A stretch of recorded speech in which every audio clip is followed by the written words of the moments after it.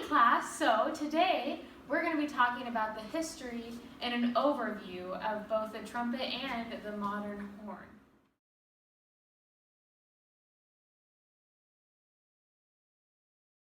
While we're talking about the French horn, or what is now called the horn, they took the word French out in the 70s. First used as a musical instrument in operas in the 16th century. Modification to the bells and the crooks, which are the little bits of tubing that we see. There are different sizes on what we call a natural horn. We'll get to that in a minute, but different sizes that change the tuning, change the range of the horn, and that helped horn players play in different operas and different pieces. Later we added valves in the 19th century when the modern French horn was born. And both Heinrich Stölzel and Friedrich Blumel are credited with the invention of the modern horn around 1815.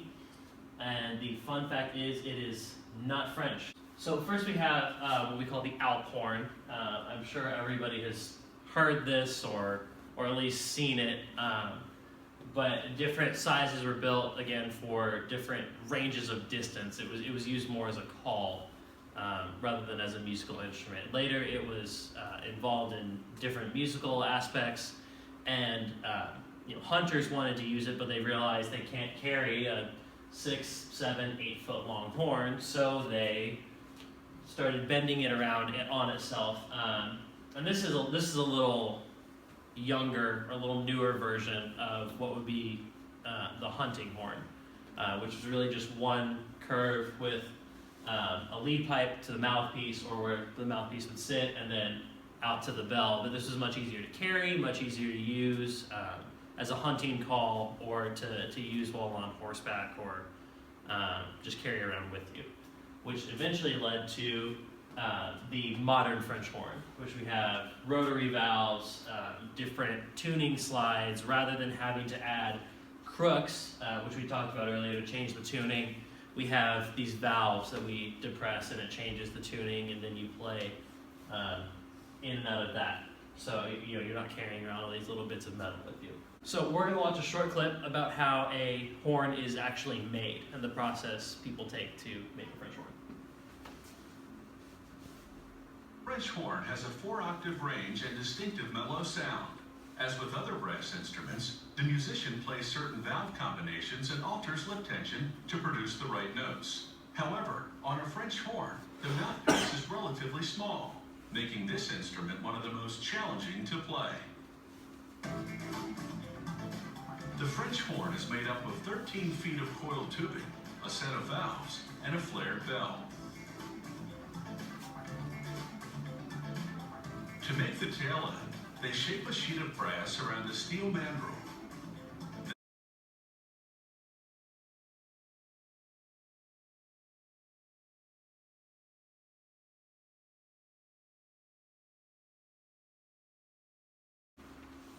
Alright, so now we're going to talk about the trumpet. And fun fact is that the trumpet, the very original trumpet, was found in King Tut's tomb, and it looked a bit like this. And these trumpets were used for a much similar purpose as the Alp horn and the hunting horn, originally used for calls to attention or informing people about upcoming threats, or like animals that, like, hey, it's over here. Eventually, throughout the Middle Ages and Renaissance, it was modified into a shape we more commonly recognize now, where it started to coil around itself and starts to look a bit more like a trumpet. These trumpets were used mainly for fanfare introductions to inform the crowd that somebody important was coming along. And this is a picture of a natural trumpet, which has a limited range similar to the natural horn, which goes through an overtone series that we'll talk about soon. And eventually valves were added in the classical era with piston valves, as opposed to the French horn's rotary valves. Piston valves, essentially, the mechanism moves up and down to open and close new valves, whereas a rotary valve, it turns sideways. And a fun fact is that the highest recorded note on the trumpet is quad C, or concert B flat 8, which is 5 octaves above middle C, or concert B flat 3. And now we're going to watch a short video about how trumpets are made. Only allow the trumpet to play in any key.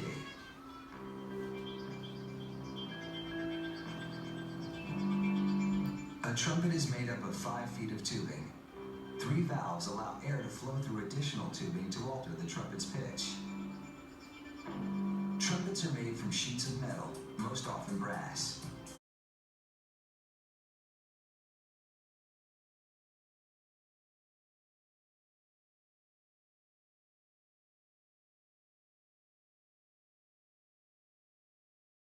So you heard them talk about the natural horn and the natural trumpet. So the way those instruments worked, they had a fundamental pitch, which is the lowest note that that instrument could play.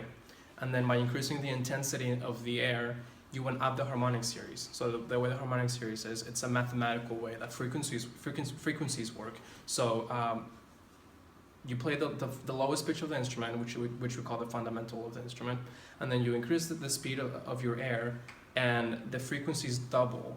So then the sound goes up an octave, and then if you increase the intensity a little bit more, then it goes up a fifth, then up a fourth, up a major third, minor third, and the intervals just keep getting smaller. So the collection of pitches that those instruments could play was very limited. So to fix this, we added the valves.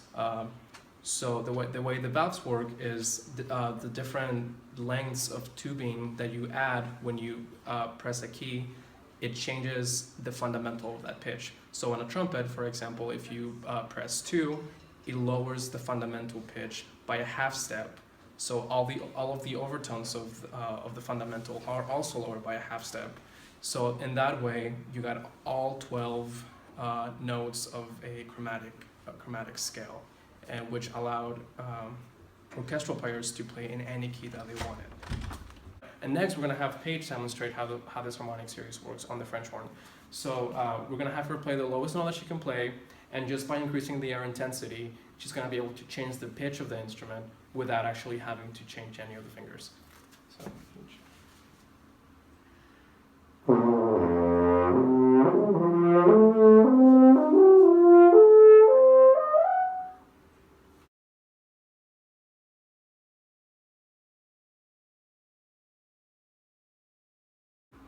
Okay, so there are some really important compositions that we feel like you guys should know as trumpet and horn players. So on the trumpet side, one of the very first, well, this was actually the first piece to feature a chromatic valved trumpet, was the Symphonie Fantastique by Berlioz. And then another one that's very important is the Trumpet Concerto by Haydn. It's one of the most famous concertos for trumpet. And the other one is Prelude et Ballade by Ballet.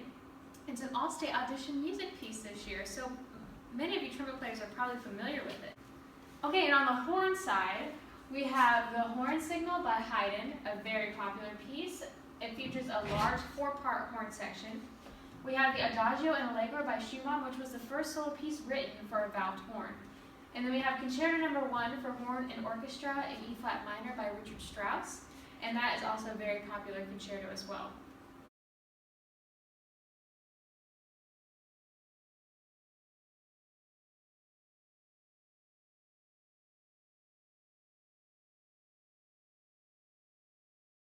Okay, so there are also lots of professional players for both the trumpet and the horn, and I'm sure a lot of you have either heard of them, if you take lessons, you probably watch them, but we think it's really important that you listen to these professionals, because that's the only way that you're going to get better at your instrument is if you have good models.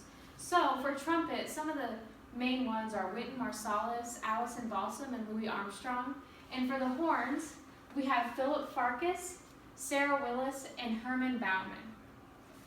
So, we're going to do an activity.